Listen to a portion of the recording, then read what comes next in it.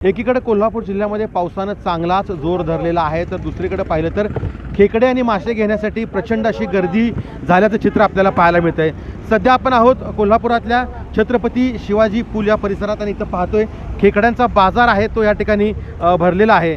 खरं तर नदीपात्रामध्ये मोठ्या प्रमाणावरती पाणी आल्यानंतर हे खेकडे पकडण्यासाठी खरं तर खूप गर्दी असते आणि आता शहर आणि परिसरात हेच खेकडे विकण्यासाठी मोठ्या प्रमाणावरती गर्दी आहे ती झालेली आहे। साधारणतः 500 ते 550 रुपयाला 6 खेकडे असे आहेत ते या ठिकाणी विकले जात आहेत आणि त्यासोबत काही मासे देखील या ठिकाणी विक्रीसाठी आल्याचं पाहायला मिळतं आहे। नदीतील हे सगळे मासे आहेत। आणखीन आज रविवार आहे, कोल्हापूरकरांचा बेत असतो नॉनव्हेजचा आणि याच पार्श्वभूमीवरती खेकड्यांच्या बाजारासाठी घेण्यासाठी ही सगळी गर्दी या ठिकाणी जमल्याचं पाहायला मिळतं आहे। या सगळ्या परिसरामध्ये नेहमीच काही लोक बसलेले असतात, मात्र यंदा रविवार असल्यामुळं आणि पावसाचा हंगाम असल्यामुळं हेच खेकडे खरेदी करण्यासाठी आणि नदीतील मासे खरेदी करण्यासाठी ही जी गर्दी आपण पाहतोय आणि एकूण जर पाहिलं तर साधारणतः 500 ते 550, 600, 650 रुपये एवढा खेकड्यांचा दर आहे आणि हे खेकडे घेऊन आज कोल्हापूरकर चांगलाच तांबडा पांढरा रस्सा आणि खेकड्याचा रस्सा